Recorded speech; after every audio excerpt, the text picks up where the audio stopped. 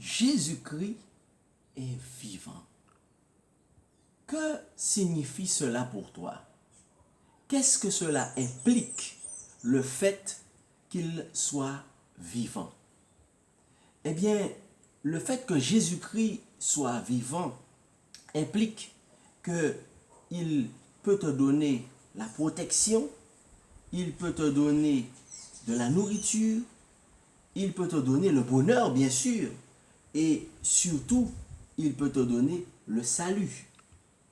Il y a deux attitudes possibles face au fait que Jésus-Christ, celui que nous servons, n'est pas mort, mais il est ressuscité et il est vivant.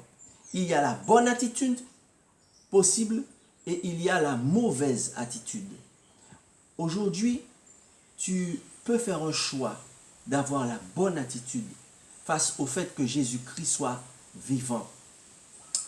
On raconte l'histoire d'une épouse qui un jour a une conversation avec son mari et qui lui dit, tu sais, mon mari, j'ai l'intention d'aller rencontrer un homme ce soir et de passer la nuit avec lui et de te tromper, d'avoir des relations sexuelles avec cet homme et de prendre du plaisir avec cet homme.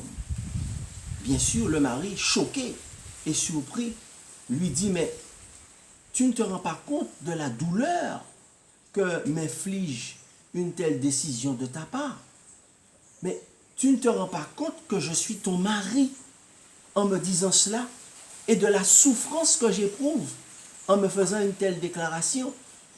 Chers amis, cette histoire n'est pas une fiction. Cette histoire est une réalité, puisque c'est une histoire qui existe dans la Bible. Puisque la Bible compare Jésus-Christ à l'époux et compare son Église à son épouse. Et on voit dans toute la Bible, et particulièrement dans dans le livre du prophète Osée, comment Dieu parle au prophète Osée pour lui dire de prendre une femme adultère comme épouse pour montrer comment son Église lui est infidèle. Alors, quelle est la bonne attitude à avoir face à Dieu qui est notre époux? Eh bien, tout simplement, Jésus-Christ est saint. Jésus-Christ est pur. Donc, il condamne l'impureté. Il condamne l'adultère à la fois physique, mais aussi l'adultère spirituel.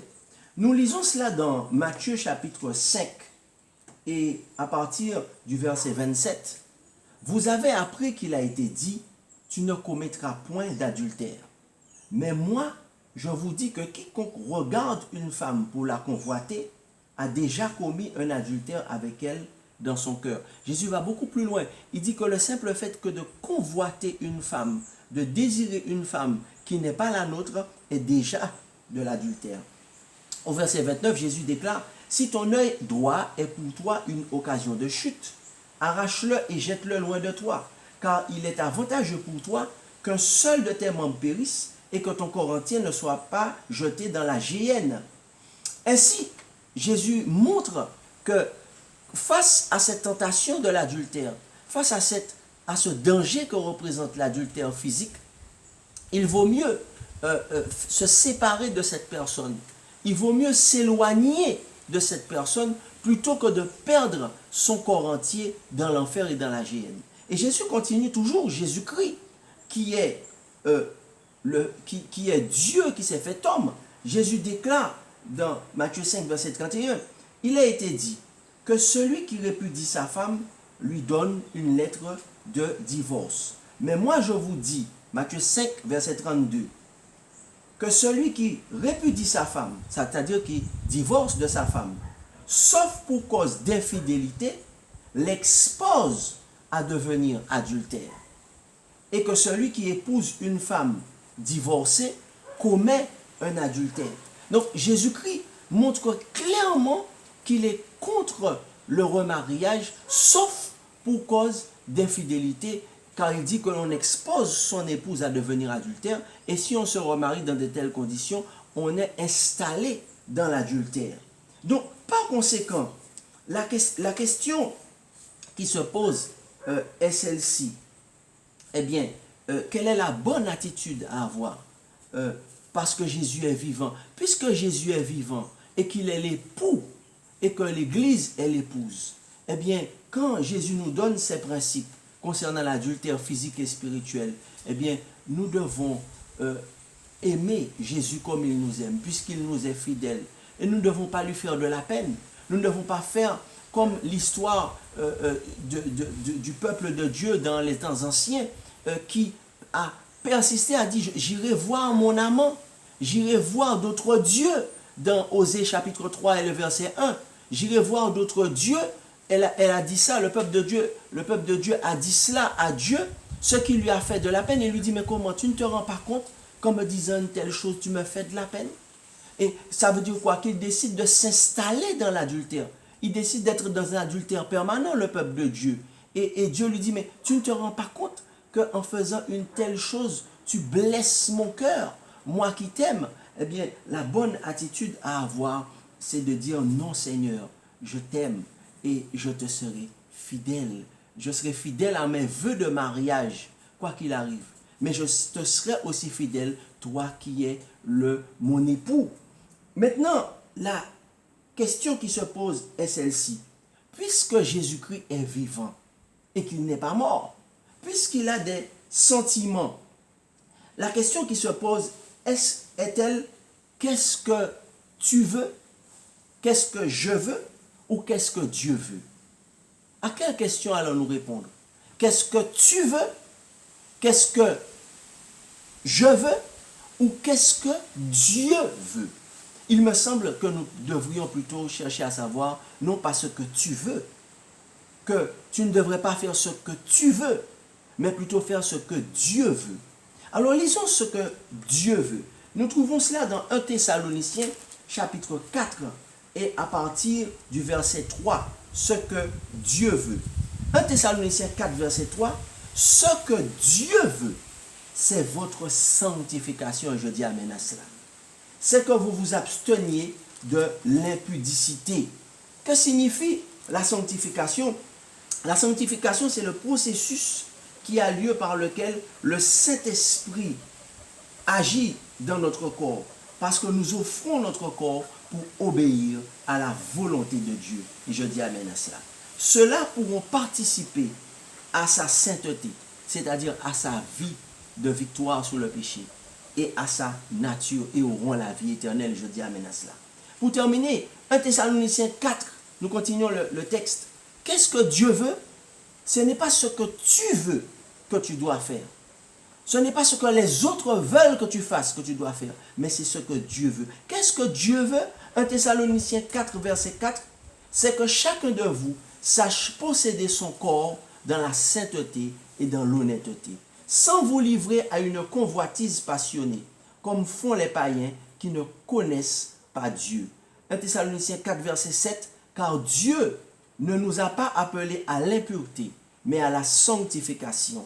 Celui donc qui rejette ses préceptes ne rejette pas un homme, mais Dieu qui vous a aussi donné son Saint-Esprit. Et je dis amen à cela. Prendras-tu le risque de pécher contre le Saint-Esprit? Le seul péché que Jésus a dit que Dieu ne peut pardonner. Jésus-Christ dit clairement dans l'inspiration de 1 Thessaloniciens 4, versets 3 à 8, que celui qui rejette ses préceptes, il ne rejette pas un homme, mais il rejette Dieu, il rejette le Saint-Esprit. Ne péchons pas contre le Saint-Esprit. Le péché est impardonnable. Mais plutôt, puisque Jésus-Christ est vivant, puissions-nous l'aimer, lui être fidèles et respecter également la sainteté du mariage. Oui, parce qu'il vit.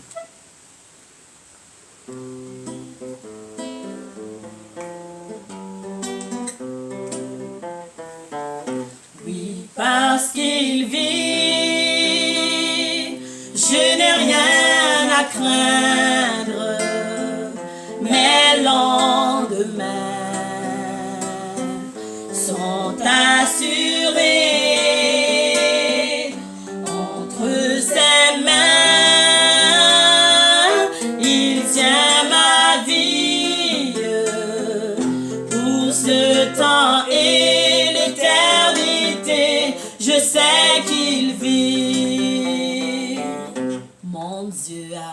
envoyé son Fils Jésus-Christ qui est venu pour pardonner. Il nous a rachetés et nous a libérés. Et maintenant, il est vivant, il reviendra. Oui, parce qu'il vit, je n'ai rien à craindre. Mes lendemains sont assurés entre ses mains. Il tient ma vie pour ce temps et l'éternité. Je sais qu'il vit. J'ai accepté tout ce qui m'arrive, car Jésus-Christ est mon avocat.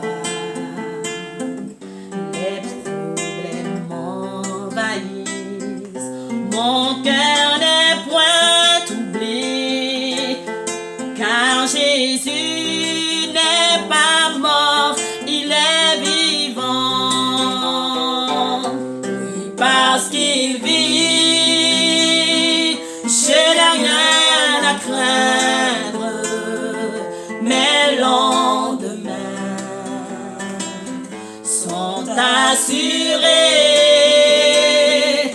entre ses mains. Il tient ma vie pour ce temps et l'éternité. Je sais qu'il vit. Mon seul espoir se trouve en Jésus-Christ, parce qu'il m'a dit qu'il reviendra. Les épreuves de la vie ne peuvent me faire douter. Jésus est grand, il est vivant, il reviendra. Oui, parce qu'il vit, je n'ai rien à craindre. Mes lendemains sont assurés entre ses mains. Il tient ma vie pour ce temps et l'éternité. Je sais qu'il vit. Oui, parce qu'il vit, je n'ai rien à craindre. Mais